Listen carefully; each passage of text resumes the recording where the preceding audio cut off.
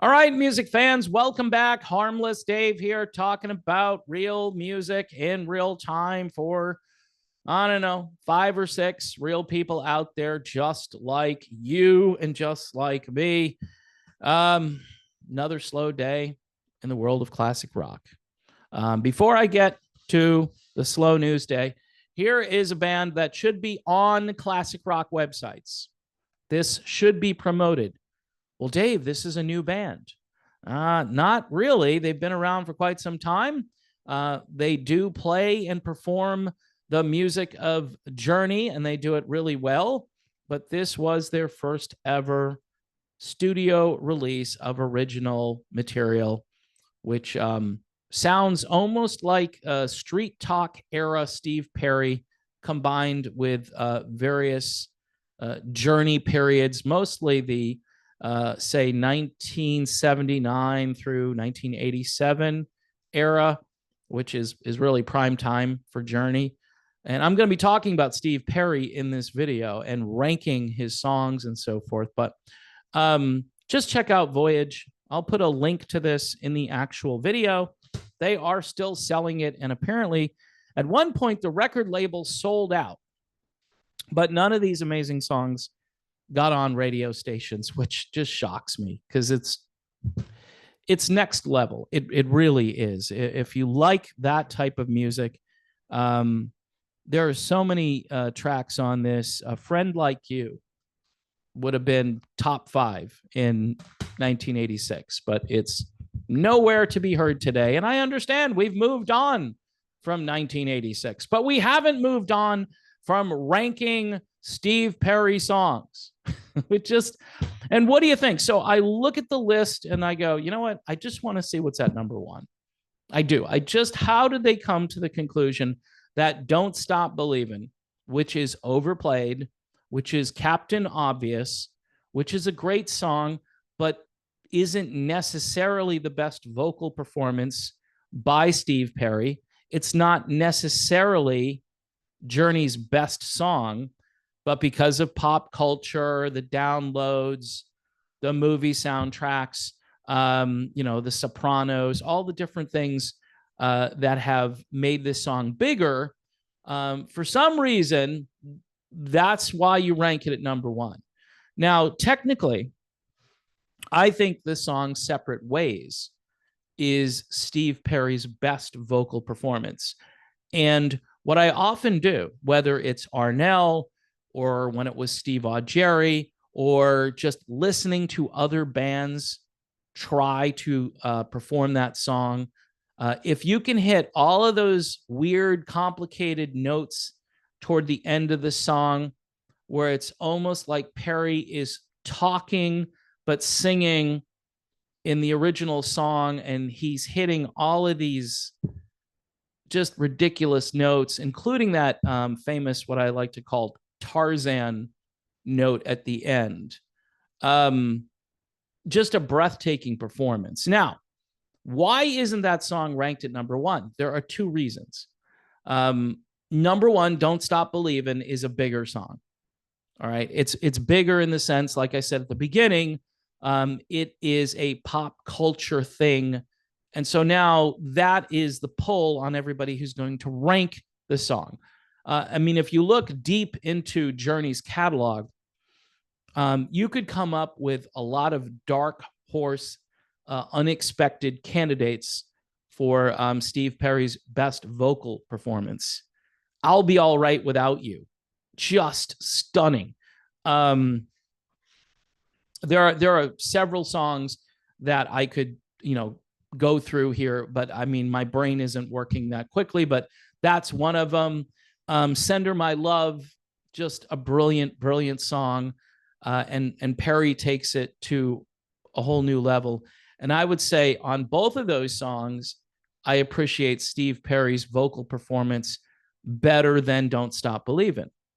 Don't Stop Believing to me has gotten a little bit cartoonish, all right, because it's everywhere. It's always there. And Separate Ways is probably the second most played Journey song. Here's the thing about Separate Ways. The video. The It gives the song a starship, we built this city reputation, which it doesn't deserve.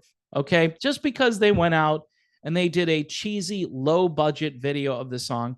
By the way, it's a video that's beloved. I mean, even though you can look at those guys and they're just being goofy and cheesy and their outfits are ridiculous. It's 1983, people. Get a grip.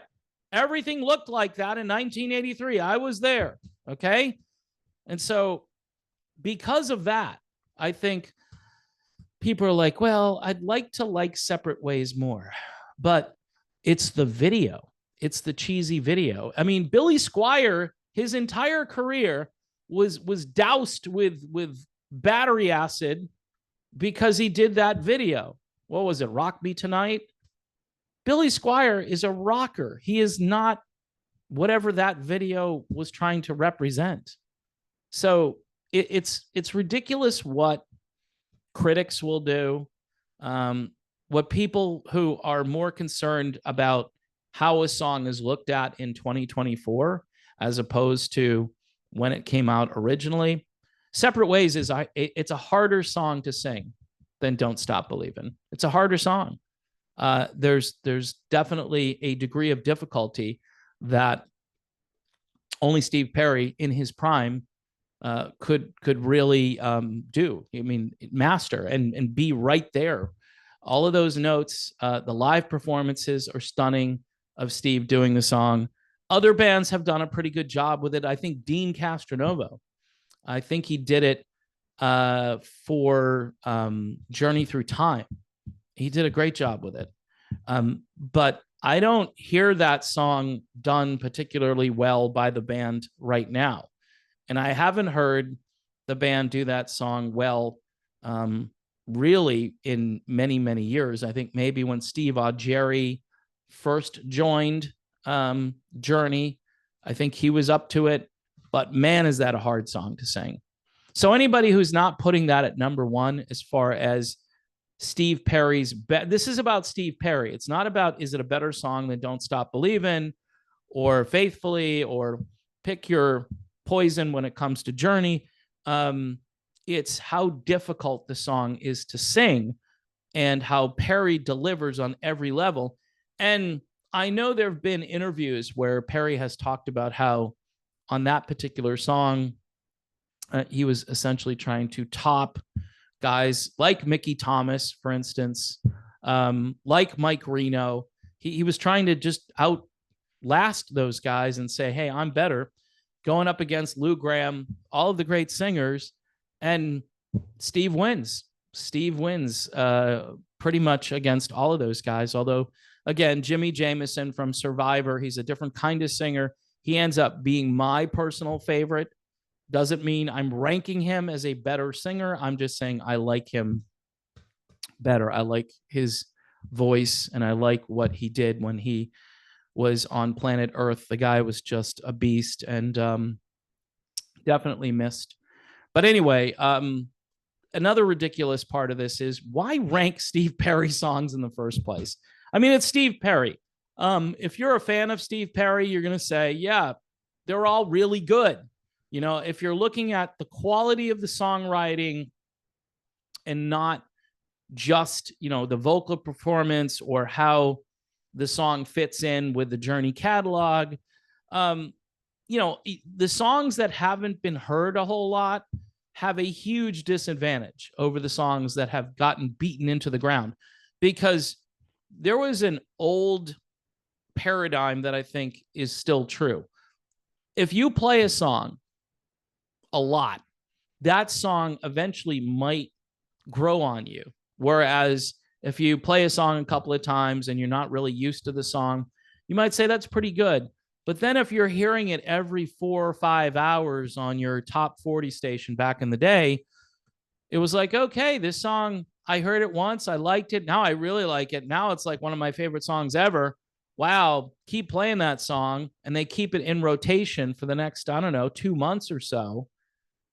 That does something to you. And add 30, 40, 50 years in some cases to the lifespan of listening to that song, and you're going to be hooked. If you're not hooked, it's just going to stay in. Like, I'll wake up hearing a song first thing in the day, first thing in the morning. I'll hear it and I'll be like, okay, that song's stuck in my head and I can't get it out. And then later a song will pop into my head again. And that's because I've heard the song so many times. And that's how people internally rank songs. They don't rank them in a way where we have to consider which instruments were used and did Steve Smith play the drums in a certain style. No, it's more emotional and it's more tribal. And I think the critics sometimes, they try to black and white everything, and it's not that easy. So again, if I were to rank Steve Perry songs based on degree of difficulty, it would be separate ways. If you're going to rank on popularity, of course, it's got to be Don't Stop Believin'. But there are so many other songs that Steve Perry performed on, including his own solo work, that you could say, okay, well, this is going to be very subjective. So maybe ranking isn't a good idea. And I think that's what Eric Clapton was saying to me a long time ago. He never liked being ranked with other guitar players because, again, a guitar player might have a certain tone, just like a vocalist might have a certain timbre or sound. And again, some people don't like the way Neil Young sings, for instance. Other people like it. Same thing with Bob Dylan. Same thing with any number of singers. Randy Bachman has kind of a weird voice, but some people love it. So again, this is where it gets subjective.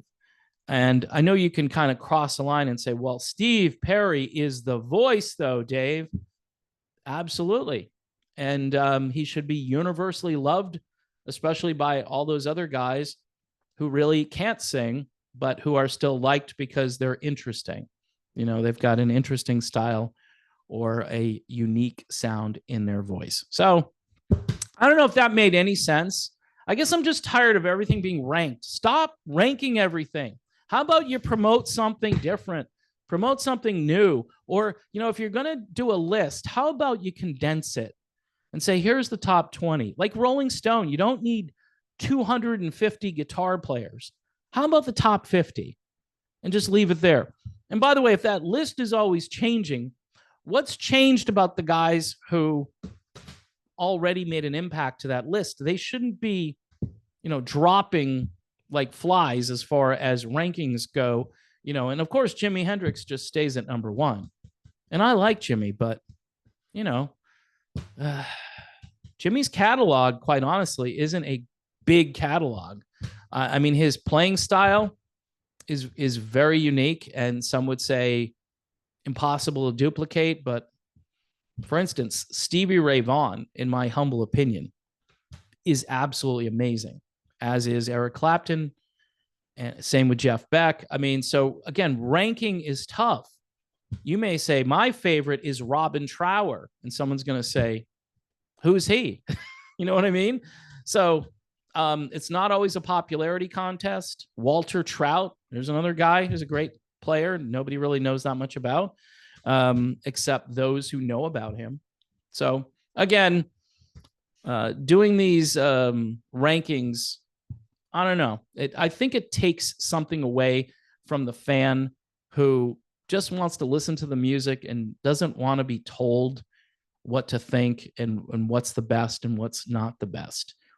In the case of Don't Stop Believin', which is kind of weird, I think the pop culture is speaking louder than the song is right now. And so, yeah, maybe that will fade away someday, and maybe another song by Journey will be elevated to Don't Stop Believin' status. But my guess is probably not anytime soon. All right, so that's my convoluted and kind of all over the place, swerving in and out of my lane video, although it was music related. So I guess I'm in the lane, but I have swerved into the left lane, the right lane, and now I'm in the breakdown lane. So I am going to say, see you soon.